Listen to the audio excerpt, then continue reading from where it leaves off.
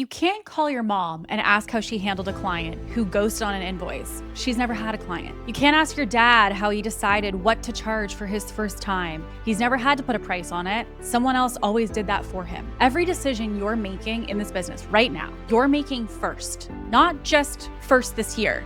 First ever in your whole family line. And here's the part that makes it heavier than regular nobody gets it type mindset. You're not just the first person in your family to run a business, you're most likely the first woman in your family to be the one holding the contract, the one setting the price, being the one people call when something breaks. That's not one kind of lonely. That's two stacked on top of each other. And I want to say something to you before we go any further today. You can completely surround yourself by people who love you. People who are proud of you, who brag about you, and still be the only one who actually understands what you're feeling and what you're up against. That's not a flaw in your family. That's just what happens when you are the first. So today, I want to talk through three things. I want to name that isolation properly because it deserves to be named instead of just something that we're feeling. I want to take apart the pressure of don't stop until you're a millionaire because that phrase is carrying a lot more than a business goal to it. And I want to show you something that most people really never say out loud. That being first isn't just heavy, it's actually power. A real specific power that most people building with a blueprint will never get to have. This is the episode I want you to come back to, especially on those days that it feels like it's way too much for you to carry alone, that you can use this as your guide to navigating being the first and the first woman in your family to do what you're doing. So with that being said, let's get into the episode.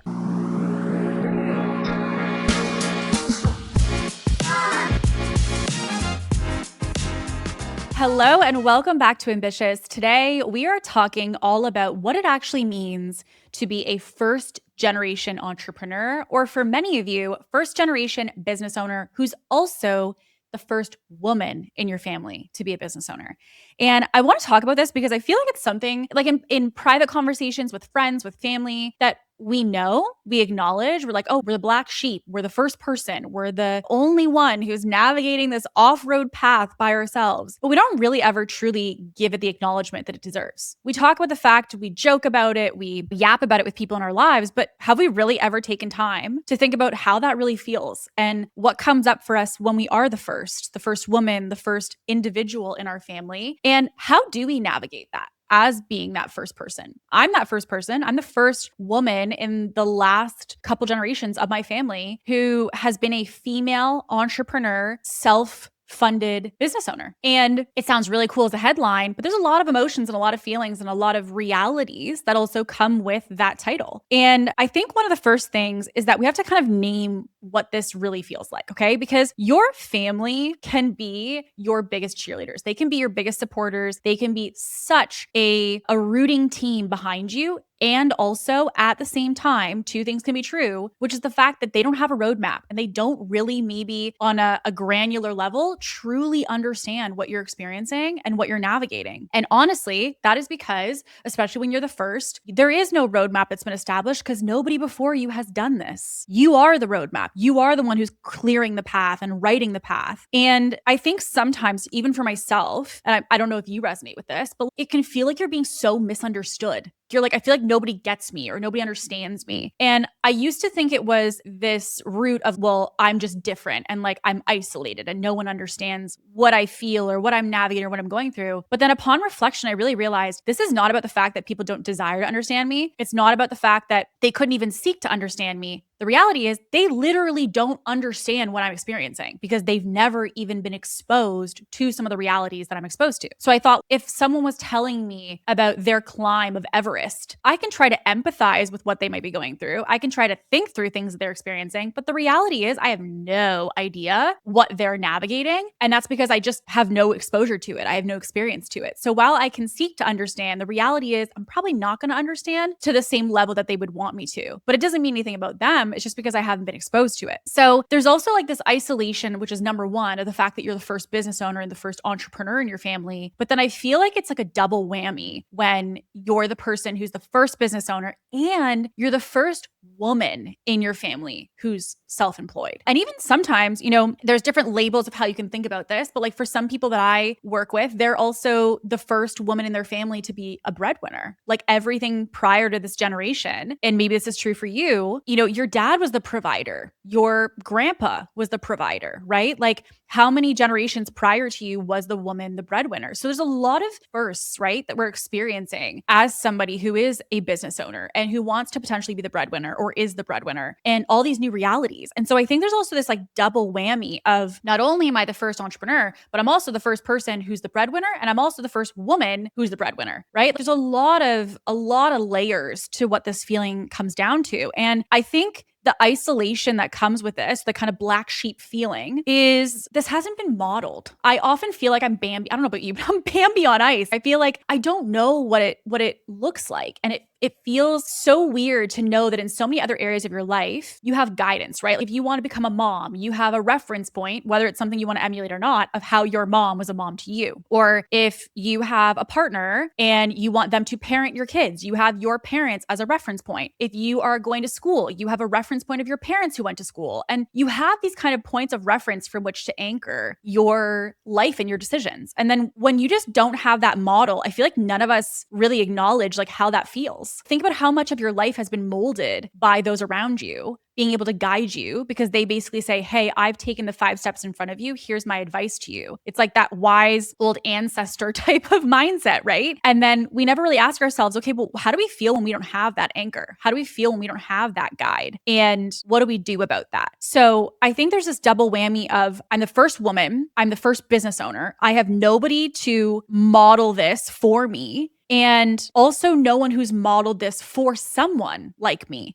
And I think sometimes, I feel this in the moments where, I don't know about you, but I sometimes vent. I often vent to family or friends who are not in this space or affiliated with this space. And I'll see something that I'm navigating. I'll say, oh, I, lost a deal of $60,000. And they'll be like, what? It was just this response, this reaction to something that I recognize is so outside of normal, because there's a lot of jobs that pay $60,000 a year, not $60,000 for a deal, right? Or for a contract. Also things like, being the highest earner in your family. I think about the amount of money our business makes. And I think sometimes when I go into environments, I don't know how to act, because if I'm around people that make, 80% of what I make, or they even make sometimes a third of what I make, is there this unspoken expectation that I'm covering things? Is there this belief that I'm the one who's going to foot the bill at a family event, or that I give extra at the family wedding because of how much I make? It's this sometimes spoken discrepancy between what they understand and what I'm going through, or what I have as my reality. And then sometimes it's an unspoken one. And I think it's this awkward thing that we carry as this backpack with us into all these moments in our circles, but no one really talks about what's that feeling and how do you navigate it. I think the other thing is also when you're in those moments and you feel like you are the first and you are the different one, or you are like the unique one in a certain circumstance or situation, that you also sometimes, and I've done this for sure, we shrink ourselves. We minimize our accomplishments. We minimize how much we're doing. We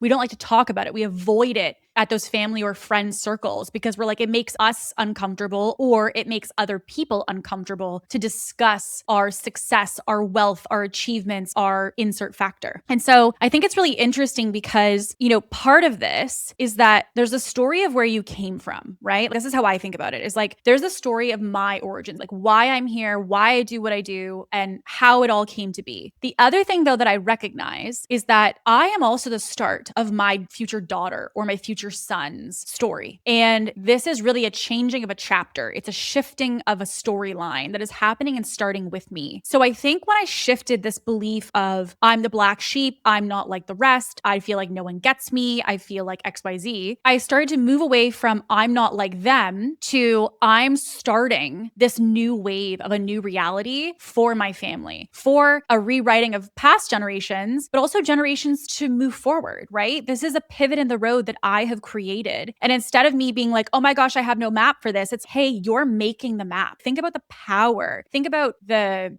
achievement, the success, the clarity, the pride that you should have in being that person who is writing that new map. You've pivoted the trajectory of your family by the decisions that you have made that for generations to come are going to be impacted by the fact that you decided to go all in on yourself and go all in on your business. And so I think it's the shifting of the perspective around the same scenario that really changes how we operate within it and also how it feels for us. So I think there is naturally this weight when you're building alone in the sense of the fact that other people just don't understand you. And there's a couple ways that this pressure comes up for us. There's 4 different ways that I've identified. The first is the watched pressure. Okay. So like, I don't know if you felt this, but like sometimes I feel like everyone's watching me. Like I've done this thing that I was so initially, like in the beginning, I was like, this is going to work. This is going to be so confident and I'm going to crush it. Right. So you're so confident in the beginning. And then I feel like at the beginning, I was so like, I have to make it because I told everybody this is going to be great. I got to do something with this. Like I have put everything into this. I got to make this happen. And I feel like when you are charging this new path and you've communicated to so many other people that this is what you're doing and this is going to work and this is your new reality, and then we get into you having to live and breathe that, it can feel sometimes like you're being watched. Like people are literally watching for your downfall. They're watching for your move. They're watching for your success. And depending on your family dynamic, they can be sometimes watching for your failure, unfortunately. So it's looking at like how, for example, you take a slow month and do you hear in your head, oh, if I have a slow month, like this is what my mom told me is that,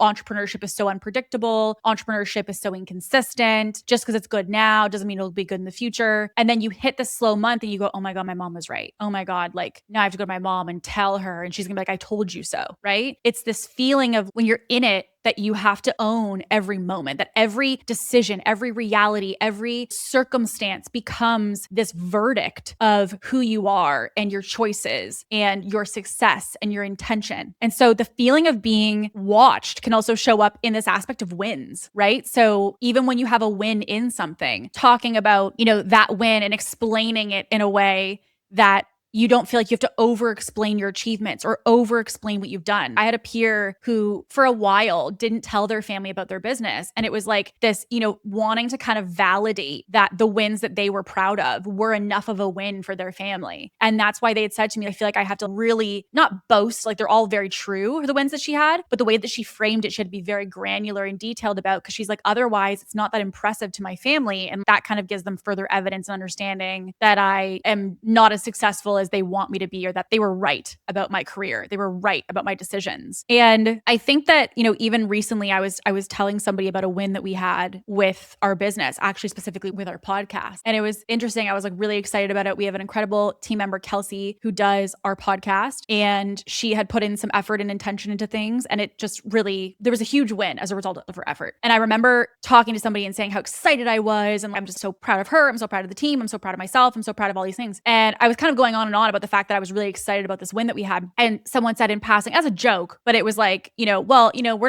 not solving world hunger. So let's get some perspective here kind of thing. And it was interesting because in that moment, I was like, okay. And I realized I was like, in some instances, I'm not safe to share these wins because the person doesn't understand the level of intention that went into that, the work that went into that, the relationships that went into that, the team effort that went into that. There was just this outside perspective around what that looked like. And so it was really realizing that you're being watched in your wins, but you're also being watched in your losses. And depending on your family dynamic, some people are watching you, waiting for you to lose. And some people are watching you to see your wins, but still going to be critical in the moment that a win disappears, right? So it's really looking at what is that watch party that you have. And for me, I start to ask myself, who am I being quote unquote watched by, in my opinion? And you can even ask yourself this right now. If you felt like you had to be held accountable for your business to somebody, is there somebody you feel like you wouldn't be comfortable to be held accountable to, or that you feel would not understand you or your business? And then asking yourselves how you navigate those relationships and how you can potentially distance yourself from those or create space from that, or be intentional about who you let in to that inner circle of those people watching you. Are the people watching you rooting you on, or are the people watching you kind of waiting for evidence to say that they were right? And so the first is that watch party. The second is, as I see it, what I kind of call the no net. Okay. So I come come from, as I said, I'm the first woman entrepreneur in the last couple generations. And I'm also one of the only entrepreneurs in my current ecosystem of my family. And one of the things that going into this, I knew full well is that I don't have a safety net. There is no trust fund from a family member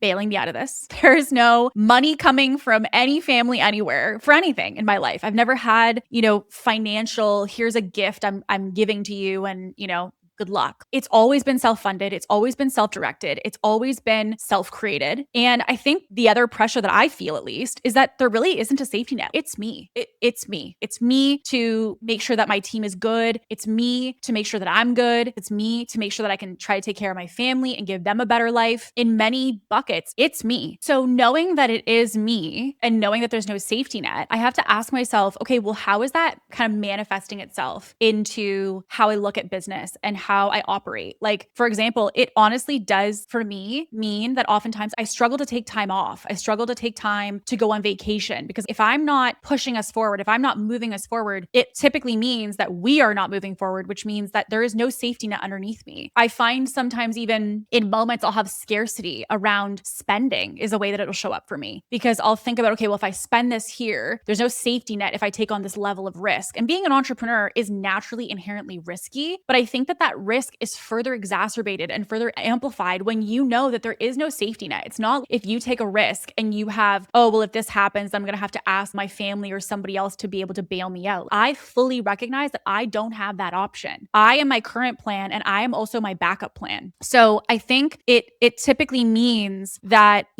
I have to always try to think ahead for myself. I have to give myself excess float or buffer behind the scenes. I have to make sure that I am thinking of the worst case scenario and the best case scenario. I am always trying to be 3, 4, 5 steps ahead to make sure that I'm being protective of myself and also the people around me. But there is this pressure of it's just me. And that can feel for a lot of people really isolating. It can feel like I am the bank. I am the energy behind this. I am the driver behind this. Even in some respects, if you're a personal brand similar to me, I'm the face of this. I'm the face of this brand. So I'm the face, I'm the energy, I'm the finances. And it means that if I am that energizer bunny that's moving us forward, that there's a pressure connected to me, but there's also a pressure connected to the fact that there's nothing else coming to save me. And I'm sure for yourself, if you're just like me, where you are potentially the only entrepreneur or potentially even the only female entrepreneur or woman entrepreneur in your family, you have the exact same reality. You're like, I may even be a mom who's a business owner. And you're like, not only am I the energizer bunny and the caretaker with kids, but I'm also a breadwinner, but I'm also the first in my family. I also have no safety net. And I think it's really important that we acknowledge that that is a certain flavor and level of pressure that we need to give ourselves credit for, because it's all nice and easy to say when you're in a space like we are, where that's very normal or it's very typical, or that,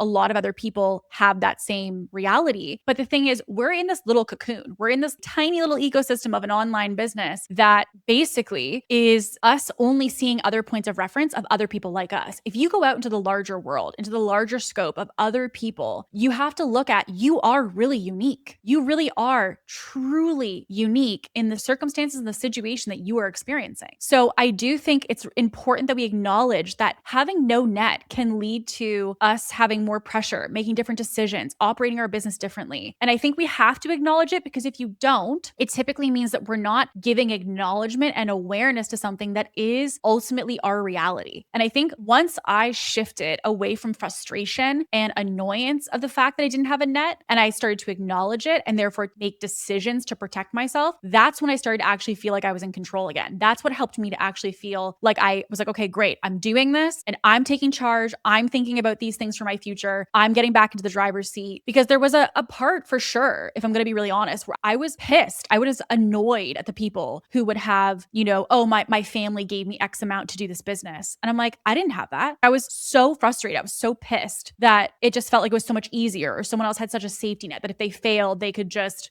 have someone else come save them. And so if you are somebody who feels like you're in that place, I want you to see, instead of that being a point of pain or a point of frustration, to see it as is a point of opportunity to say, listen, you don't need anybody else in the driver's seat. You are driving this bus. You are the person who is going to surge forward, and you get to put in place all the precautions and all of the things that you need to make sure that you're good and that you are the start of that new chapter and that new trend for you and for future generations after you. The other thing, which is the third I feel of pressure, is that the legacy pressure. The idea of, early on, the perspective I had was to make my family proud. But then speaking of the next generation, there's this legacy pressure of the next generation after you. And you're building it for the version or the person after you that just didn't exist or didn't have this reality, right? So like the generation after me is going to have a very different possibility, perspective, reality, upbringing than me. And that's because I am an entrepreneur and my mom wasn't. So there's different lessons that can be learned. And with this, also because you are that first in your family, most people, because they are the change in their generation, also recognize that some of the decisions today are going to impact the decisions of tomorrow. And what I mean by tomorrow is the next 10 years, the next 20 years. Let's say for me being risky with this business, meaning that I'm like investing, I'm spending, I'm, trying different things out. I'm, constantly kind of like innovating, right? In the event that I am risky with something and that thing that is risky doesn't work out, that impacts generations to come because I am self-employed. I am somebody who, again, if I don't set things up financially for the future, I don't have a pension coming. I don't have a 9-to-5 salary coming, right? So the decisions that I make today, both positive and negative, impact future generations to come. It impacts the savings I could put away, the investments that happen, all of the things that are going to impact the next generation are going to come from what I do. So it's not just about what I do as a career, but the actions that we take. If you are somebody who wants to do this as the first person in your family line, there is this feeling sometimes of it's not just about having a good business. It's about building a legacy. I often think about the fact that, my future daughter or son, I think is going to be raised so differently than I was because obviously growing up, I was never given by not coming from entrepreneur parents or entrepreneur family, not having a safety net, like all of those ingrain our values. And so you want to ask yourself, what is the way that your future generation after you is going to learn differently and have values differently? And what are the different messages that they're going to get? I think about for myself, I was always told that risk is bad. And yet for me, I live in everyday risk. I am risking every day money and time and energy and, all kinds of things. I am living on the edge every day by being an entrepreneur. So one of the things I think about is like, how will my future children believe risk and assess risk as part of their life compared to maybe how I was taught risk? How will my future children perceive schooling and how schooling correlates to success compared to the way that I did? I was told that if I went to school, you're inevitably successful, right? And obviously we can literally see now that there's people who go to school who also are struggling to get positions in their careers because of the job market. So it's looking at, okay, how will I see schooling differently? How will I see risk differently? How will I also see living life differently? Not to go down a rabbit hole, but I felt like I left the matrix, if you will, which is, go to school, incur debt, take that debt and pay it off at a 9-to-5 job and then get a house, white picket fence, dog, kids, boom, done. That model for me is not something that I have lived, right? I haven't done the corporate America or the corporate Canada experience. So because of that, it's like, how will my generation after me perceive work and perceive what is right or the good next step for them and for their career, for financial stability and all of these things? So, okay, great. Yes, have a good business, have a successful business. But the successful business has so much underneath it that caused it to be successful that in its success is also the precursor for the future generation. So sometimes I feel like, okay, like I am the embodiment of what my daughter is going to learn. I am the embodiment of what my future son is going to learn. So you have to ask yourself, what am I embodying? What am I showing them? What am I presenting as every day? What am I not only teaching them in a spoken way? What are they taught, right? If you're a mom right now, there's what you've taught to your kids. And then there's also what they've caught. 90% of what we learn from our parents is not what they say, it's what they do. So you as the embodiment leading your business right now, people in your life are catching things from you and just observing you and watching you. And so I often ask myself, the way that I'm operating, there is what I will teach them, what is taught, but I also ask myself the embodiment of how I operate with my finances, my decisions, my values, my behaviors is what they're going to have caught. And that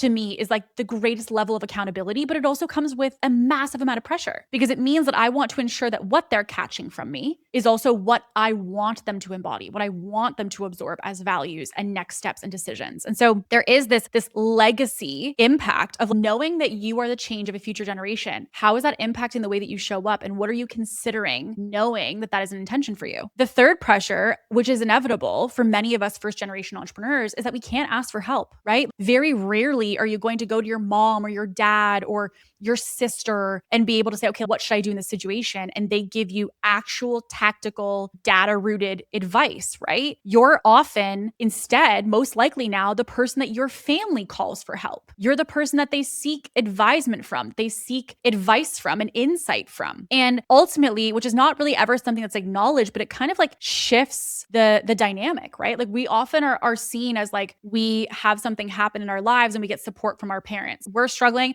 we go to our parents. So if you're having an issue with your business, you go to your parents. But when your parents are maybe not the point of advisement anymore, and instead, because you are seen as a really smart strategic advisor in your area, you are somebody who is seen as reliable. You seem like you've got it all together. You've got a plan. You're great at problem solving. You now start to become seen as something of inspiration and admiration from your family. And you may even have people who come to you for advice now because of the work you've done on yourself, the work that you've done on your business, whether emotional advice or strategic advice. You're seen as an advisor to some of the people in your world, friends, family, it doesn't matter who. The reality is that you are seen as somebody that people can run to. And we don't often talk about what does that look like, right? Because when sometimes there's something that you're navigating, there may not always be like this obvious person that you call, right? Like one of the things that was actually an exercise when I was growing my business, which was to look at literally on your iPhone, like that top 9, right? And, we often think about, okay, well, the people on our top 9 are our family. But when you're a business owner, depending on what family you come from, the person that you need to talk to when you're in a moment of like complete breakdown crisis and you're like, oh my God, everything's crazy,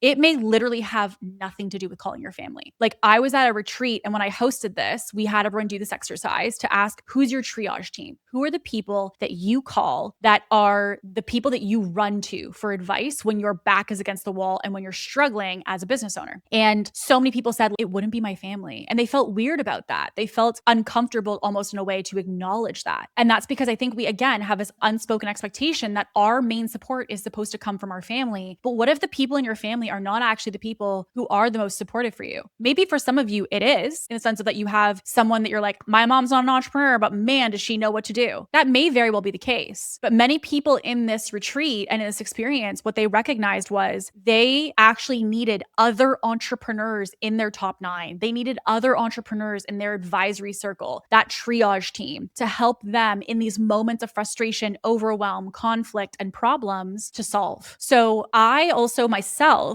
recognized that sometimes when I was in the beginning, earlier stages of my business, the frustration would be the fact that I was asking people for help who hadn't really been able to understand or empathize or unpack the reality that I had been experiencing. Here I am going to this person who has no pre-context of what I'm navigating, and I'm expecting them to support me. And when they don't, I get frustrated. Instead of saying, can I build an advisory team of people that truly are that resource for me that I can leverage and I can lean into continuously, that actually have insight, information, data, experiences to be able to lend to this scenario to help me. So I found that when I did that, the experience I had in the business changed greatly, because instead of going and feeling like you're almost having to help yourself, you truly build these people that can build you up as your net around you. The last pressure that I think is often something, again, not talked about, but it is still very common, is the guilt of outpacing your family or outpacing your friends, right? If you've come from a family where a certain income was typical, if you come from a family where there's a certain type of lifestyle that's typical, it can feel really difficult at times to feel like you're the person who's going to different places, or you're the person who's going to different realities, not even financial, by the way. Yes, obviously, of course, you may make more money than your family, but it's not really about money, in my opinion. It's about the fact that you are potentially even just in a different reality. Think about maybe you have a family member who gets in their car and commutes for an hour and 90 minutes to work every day, and then they work an 8-hour day, and and they commute home for an hour and 90 minutes and they get 2 weeks of vacation a year. And here you are, and you now have the ability with an online business to kind of take vacation whenever you want. You don't have a commute, you work from home, and you can switch over the laundry in between Zoom calls. You have a reality that your family didn't have. So outpacing your family is not even just about the fact that it's financial outpacing, which yes, for many people happens, but it's also about you're outpacing them in the reality of how you're experiencing life. You're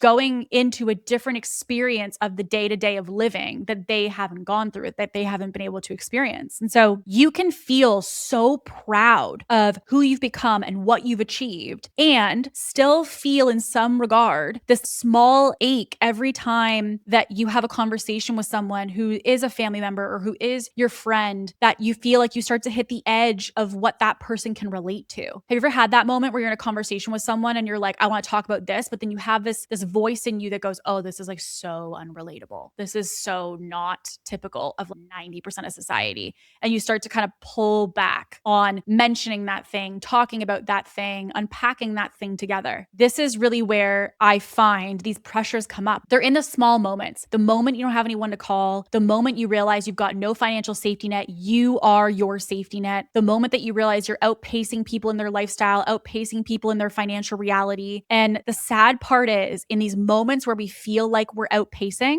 we oftentimes soften our success. We hide. We avoid certain topics. We try to avoid certain things that we could talk to people about because we know, not that they've ever asked us this, but we know that it would make them uncomfortable. We know that it would feel out of touch. It would be like, read the room. This is so not something that all of us experience. So then there becomes this kind of silent pressure of guilt for your success, guilt for your achievements, guilt of the fact that you have outpaced in a certain bucket, whether it is lifestyle, in your problems you experience in life, in your financial reality, in your perspective too. Sometimes when you are an entrepreneur and you are doing so much inner work on yourself, and we know entrepreneurs are like, it's the most intense personal development journey that you're ever going to go on. When you go through this intense personal development journey and you're at this place where you're really working on yourself and you're really doing that inner work, and then maybe you go back to a conversation with your family and you feel like it's so clear right now that this person has not done any work on themselves and it's really difficult to relate. That moment is an awareness that you have outpaced the emotional intelligence sometimes of the people in your circle. This is not just about financial. It's about understanding that if you are evolving and growing and succeeding at this rapid rate, sometimes that means that in the race, you have done 3 laps ahead of the rest of the crew. And it's a unspoken thing that we navigate and that we experience day to day that nobody talks about. So the question becomes, what do we do to overcome these pressures? What do we do for ourselves? How do we get in the driver's seat and make sure that we're taking action on things that we can determine, that we can influence? The first, as I was mentioning earlier, is build your own net. If you are someone who has built a net, this means that you should have a reserve of extra finances sitting in the business as your emergency fund. You should be giving yourself, I would say, 3 to 6 months of operating expenses behind you in the business. You should be thinking about, like, even for me, when I thought about having kids, I'm not even trying for children right now. And I already have money set aside because I've thought about the fact that when I am self-employed and I want to go on maternity leave, it's me. There's no money coming in from a job helping me to live while on maternity leave. So these are things we have to think through. If you are the person who's going to save you, what are you doing to help yourself? Because otherwise, then when we come up to these points where we feel like we do have financial strain or we do have a financial decision, we get frustrated by being faced with, frankly, the reality of just where we've been the entire time, which is that you're frustrated that no one's saving you. You're frustrated that nobody else can pull you out of this. But the reality is it's been this way the entire time. You may just not have acknowledged it and therefore haven't made a plan for it. So what I look at is first build your own net. If you know that it starts and ends with you, what are you doing to prevent the pressure, to reduce the pressure by planning ahead, by putting reserves away, by investing money, by saving money, by being intentional with where you spend and how you spend, on who you spend it on? These are the areas where you get back into the driver's seat to reduce that pressure, because that pressure oftentimes is exacerbated by the fact that we don't have those safety precautions, that we don't have that backup plan. And it further makes us feel the reality of our situation. The second is to recognize that if you don't have that consult of those advisory people around you, it is your responsibility to build your room. It's your responsibility to build your advisory circle, to build your network, to build the people around you. It's not your family or your friends' responsibility per se to dive into all the ins and outs of your business and to learn the ecosystem of every portion of what you're experiencing. Instead, it's up to you to get into the driver's seat and say, okay, well, how am I going to build my circle? How can I stop assuming that they're going to be my circle and start building my circle instead? And when you do that, that is when you start to get really back into the driver's seat of who you're taking advice from, who you can lean on, who you can get support from. Because when you do that, that's when you're going to see also that your behavior is more supported. You're more supported. Your mindset is more supported because you've built this intentional team around you, this cocoon when you're in these moments as an entrepreneur versus trying to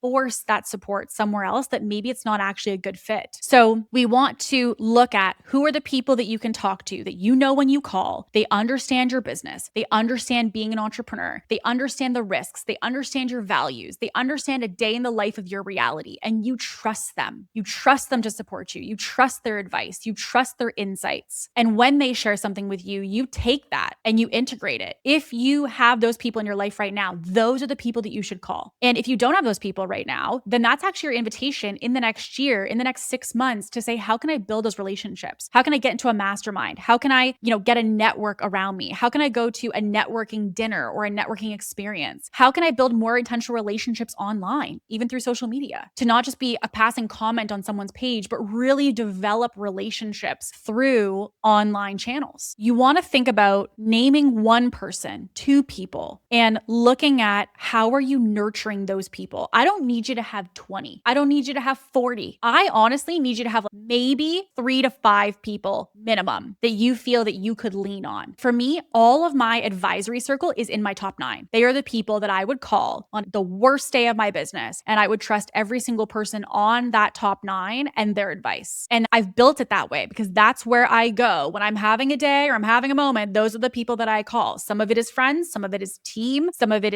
is family members, and that's intentional because they're people that I really trust the insight and advice of. And so then I run to them in these moments I need support. The third is to build your own permission. Okay. Nobody is going to hand you a permission slip to go for the big thing, a permission slip to outpace other people, a permission slip to be the first. You are the person that has to give yourself the permission slip for the things that you're saying you want to do and that you want to achieve. If you keep waiting for outside encouragement, you're going to be waiting a long time. You're asking for a family member, a sister, a brother, a parent, a grandparent, a friend to give you this permission to go do the big thing. You want them to support you and say, yeah, go do that risky thing. Go spend that money. Go do X. The only person that you're looking for permission from is yourself. You're looking for permission from you. So if you're in this place where you're like, I want to go for the big price, charge it. If you want to celebrate the big win, say it. Tell people. They're not going to ask you about your big wins in business. Don't ask for other people to talk to you about your business. Don't ask for other people to see what they think is a good price for you. Own it. Own it. Give yourself permission right now to tell yourself, I don't need anybody else's permission for the price I want to charge. I don't need permission to talk about, the reality of what I'm achieving. I also don't need permission from other people on the decisions I'm making for my own life and my own business. If you decide tomorrow that you want to host an in-person event and you want to spend $70,000 doing it, go ahead. It's your business. Give yourself permission to take that gut feeling and that awareness and that understanding that you already have inside of you and actually allow yourself to do it, to press go. You already know what you want to do and you already know what you need to do. And you're hoping that if somebody else gives you the permission slip and gives you the okay, that's going to make it easier to do when really the only person you're waiting on is yourself. And remember that when you build your own record of evidence, right? So a legacy is not something that is handed down as one dramatic gesture. You're handing down your values, your behavior, your history, and all of that is again, caught or taught. What you learned, what worked, what bad decisions you made, what decisions you would never recommend to your kids to make again. That is something that every moment that you exist, every day that you take action or lack thereof, right now, you are creating a record. You're creating a list of evidence that can be used as a reference point of how the future generation can live. The way that you have your values today, your behaviors today, your actions, your lack of action, your vision, your plans, your goals, your people around you, the way you operate, your habits, your routines, all of it is like this guide for the future generation generation of how to be, just as your parents was to you. So ask yourself for that next generation of the impact and the change that you want to create. What are you leaving as that legacy? What are you leaving as that record? And so what I want you to think about is that every single pressure that we talked about today can be something that you see as a disadvantage. You can see it as something that you're up against. You can see it as something that is going to be hard and that's going to be difficult and that nobody understands and nobody gets me. And you know what? In some respect, that may be true. But here's the thing. There's no net beneath you, yes, but instead see the positive that this has actually forced you by default to create financial discipline. Yes, you are the person that often gets called on or the person that is a major support for other people. But what this actually did is it made you fluent in problem solving. It made you an advisor. It made you a leader in the process. It, yes, may feel like you are being watched and you know that you're being watched, but it also has allowed you to sharpen your instincts around how you show up and around who you show up in that way with. Yes, you may not have a blueprint to how you are supposed to do everything and the exact steps of what it looks like in order to build the life that you're looking to create, but instead we can look at the fact that you are leading the pack. You are changing a generation. You are writing the blueprint yourself. And so just as you would have loved to have a blueprint handed to you, you can do that for the next phase. You can recognize that you are innovating, you are creating, you are changing a path in lifetime